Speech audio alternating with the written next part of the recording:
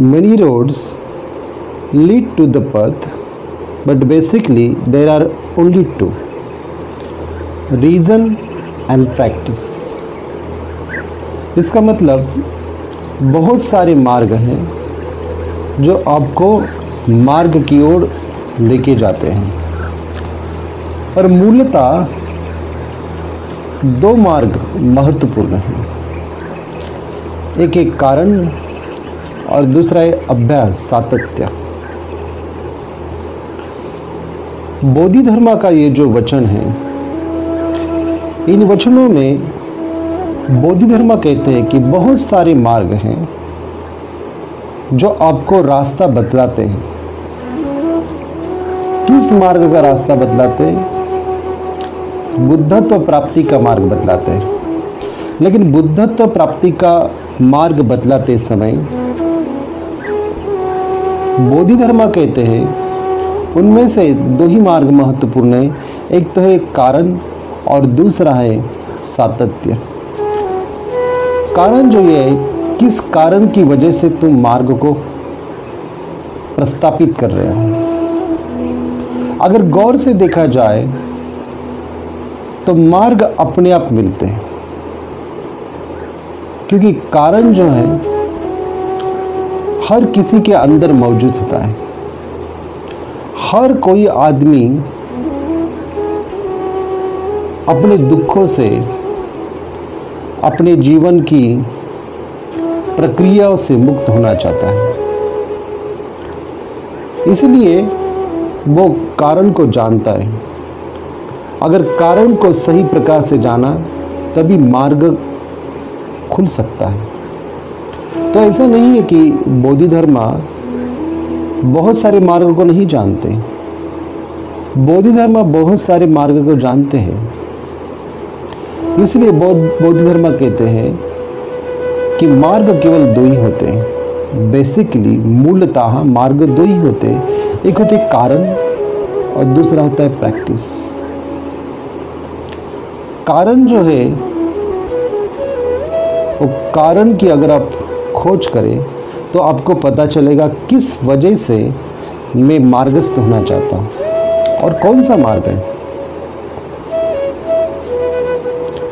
अगर गौर से देखा जाए तो बोधि धर्म जब पहली दफ़ा चाइना गए थे और पहली दफ़ा चाइना जाने के बाद जिन राजाओं से उन्होंने मुलाकात की, पहली मुलाकात, ये राजा उनका स्वागत करने के लिए चाइना की सीमा की ओर खड़ा था और बोधि धर्म गए। लेकिन जाते समय बोधि धर्म में एक जूता अपने सिर के ऊपर और एक जूता अपने पैरों में, इस तरीके से बोधि धर्म वहाँ पर गए थे। और राजा का पूरा प्रधानमंडल, राजा का पूरा सैन्य वहाँ पर मौजूद था, क्योंकि भारत से बहुत बड़े भिक्षु आ रहे हैं और वो जो भिक्षु बोधि धर्म थे जो काफ़ी प्रसिद्ध थे।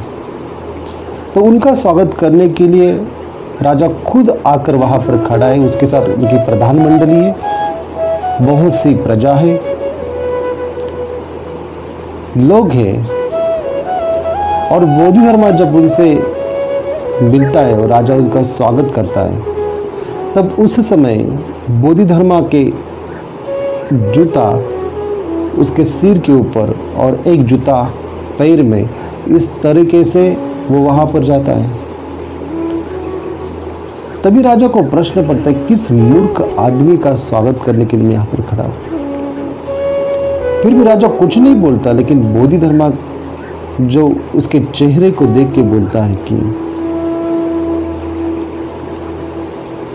ये तेरे मन में उठे जो भाव है, ये तेरी जो धारणा है, इस धारणा को ही तोड़ने में आया हूं। क्योंकि शिष्टाचार और सभ्यता से आदमी की एक धारणा बनी है कि एक दूसरे के साथ किस तरीके से विवाह होना चाहिए, एक दूसरे के साथ कैसा संभाषण होना चाहिए। और बोधि धर्मा बड़ा पहुंचा हुआ भिक्षु था, इसलिए बोधि धर्मा एक जूता सिर के ऊपर, एक जूता पैर में, इस वेशभूषा के अंतर्गत आया था। जो कुछ धारणा बनी थी बोधि धर्मा के या भिक्षुओं के संदर्भ में, वो धारणा ही तोड़ने आया था। तभी देखा बोधि धर्मा में कि एक भी आदमी जो है, वो आदमी उनसे वार्तालाप करने के लिए और सच बोलने के लिए तैयार नहीं है। सभी झूठे फेस, सभी झूठी बातें करते हैं, मन में कुछ और होता है, बातें कुछ और करते हैं। मन दुष्टता से भरा होता है, लेकिन बात प्रेम की करते हैं, करुणा की करते हैं, मैत्री की कहते हैं। तो बोधि धर्मा कहते हैं कि वही जो सत्य को तुम छुपाते हो और असत्य की बात करते, इसी को मैं तोड़ने आया। इसी से बोधि धर्मा ने अपनी पहली शिक्षा की शुरुआत की। और बोधि धर्मा ने उसी समय कहा कि मैं अभी नगर में नहीं होऊंगा, मैं अभी आपके राज दरबार में नहीं आऊँगा, मैं इसी गुफा में रहूँगा। और उसी गुफा में बोधि धर्मा रहा। लेकिन रहते समय बोधि धर्मा ऐसा कहते हैं, बोधि धर्मा दीवार की ओर अपना चेहरा करके बैठ गए और ना किसी के चेहरे को वो देखना चाहते थे, क्योंकि उनको लगा कि सभी झूठे चेहरे लेके आ रहे हैं, सभी एक प्रकार का पर्सोना लेके आ रहे हैं, एक प्रकार का मास्क पहन के आए हैं, कोई भी ओरिजिनल नहीं है, सभी ऊपर ऊपर की बातें करते हैं। तो इसलिए बोधि धर्मा वहाँ पर बैठे और वहाँ पर बैठकर उन्होंने जो वहाँ पर ध्यान की प्रक्रिया की, ध्यान का उन्होंने जो कि नया खोज उनको बताई। मतलब ऐसा कहते 300 साल तक वहाँ पर कोई नहीं आया, लेकिन जो कौन भी आया तो उसने सही मार्ग पकड़ा। और सही मार्ग ये था कि दीवार की ओर बैठना और चुपचाप बैठना और कुछ नहीं करना। मार्ग अपने आप दिखता जाता है, मार्ग अपने आप खुलता जाता है। तो बोधि धर्मा ने उस मार्ग की खोज की, जो मार्ग कारण और सातत्य से आपको आता है। लेकिन जितना सातत्य आप बनाएंगे, जितना उसका अभ्यास करेंगे, जितनी उसकी साधना करेंगे, उतना वो मार्ग प्रस्फुटित हो जाएगा, प्रकाशित हो जाएगा। इसलिए मार्ग को फॉलो मत करो। बहुत सारे लोग कहते कि इसी मार्ग को फॉलो करो। बहुत सारे लोग कहते हैं कि ये जो मार्ग है वही सही मार्ग है। बुद्ध ने 37 बोधिपाक्षी धर्म का उपदेश किया है। अगर त्रिपिटक को खोल के देखें तो बुद्ध के इस उपदेश वहां पर मिलेंगे। इसलिए तो बोधि धर्मा कहते हैं कि many roads leads to the path. बहुत सारे मार्ग आपको सही मार्ग की ओर लेके जाते हैं, लेकिन but basically they are only two. अगर मूलतः उसको देखे जाए तो वो दो ही है, एक है कारण और एक है प्रैक्टिस, सातत्य। और सातत्य को जितना आप बनाएंगे उतना आप अपने रीजन को खोज पाएंगे। सातत्य के बिना रीजन नहीं है। जितना आप सूक्ष्मता से अपनी मन की प्रक्रिया को जानने की कोशिश करेंगे या मन की प्रक्रिया को जानेंगे, उतना आपको मार्ग का प्रकाशन हो जाएगा। इसलिए धारणा मत बनाओ, धारणा बनाएंगे तो चूक जाएंगे, धारणा से विपरीत रहेंगे तो सही मार्ग का प्रकाशन हो जाएगा। मार्ग का मतलब होता है जो अपने मन के शरीर से जो जाता है वही सही मार्ग है। जो नेचर है, जो निसर्ग से उत्पन्न हुआ है, वही धर्म है, वही मार्ग है। उसी मार्ग को प्राप्त करना है, यही समस्त जीवन की आधारशिला है। तो बोधि धर्म के ये वचन बहुत ही महत्वपूर्ण है।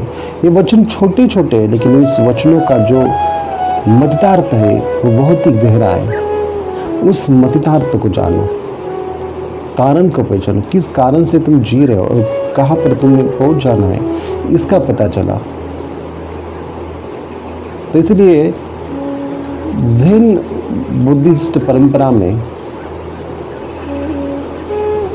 भिक्षु जब ध्यान करते तो ध्यान करते समय वो एक प्रश्न खुद को पूछते हैं, हु एम आई, मैं कौन हूँ। और पूछते जाते हैं तो खुद को वो पता चल जाता है कि मैं कौन हूँ, हु एम आई। और खुद को अल्टीमेटली पता चलता है कि मैं कौन नहीं हूँ। कहने का तात्पर्य यह है कि यही तुम्हारा कारण है, यू आर यू,